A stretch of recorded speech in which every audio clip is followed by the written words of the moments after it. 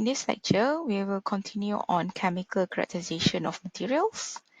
Right, characterization of chemical characteristics are really important in determining the bonding, charge balance, and purity of the sample.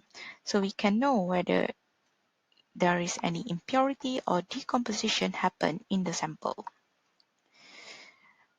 Right, first we need to understand the difference between impurity and dopant. So impurity is minor element that is not intentionally added to the end product. While dopant or substitution ion, either cation or anion, is minor element that is purposely introduced to the end product to improve performance. The decomposition of dopant or substitution ion should be strictly avoided or at least minimized. The presence of impurity, dopants, or decomposition can be detected by chemical or elemental analysis. So we have FTIR, XRF, and XPS.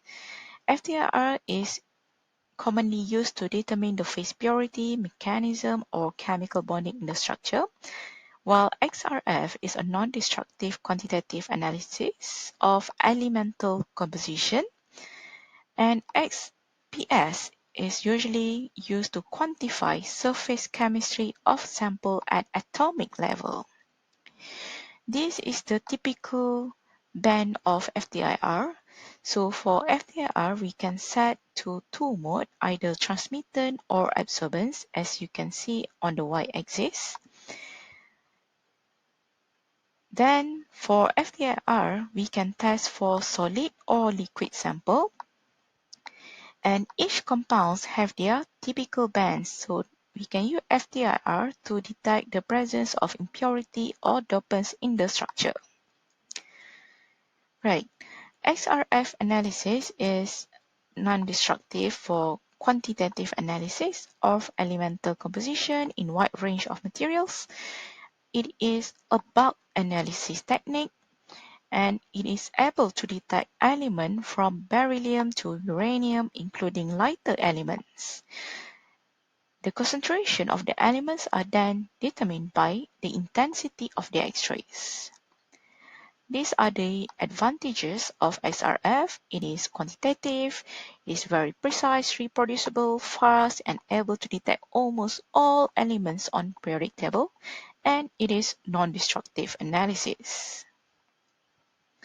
Next is X-ray photoelectron spectroscopy, XPS. So XPS is also quantitative analysis.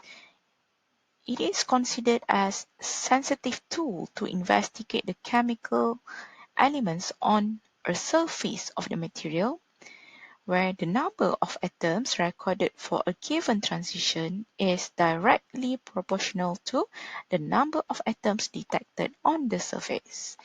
So XPS peaks is generated based on this equation. BE equals to HV minus KE, where BE is the binding energy, HV is the proton energy, and KE is the kinetic energy. And this is how SPS spectrum looks like. Okay, so that's all for chemical characterization of materials.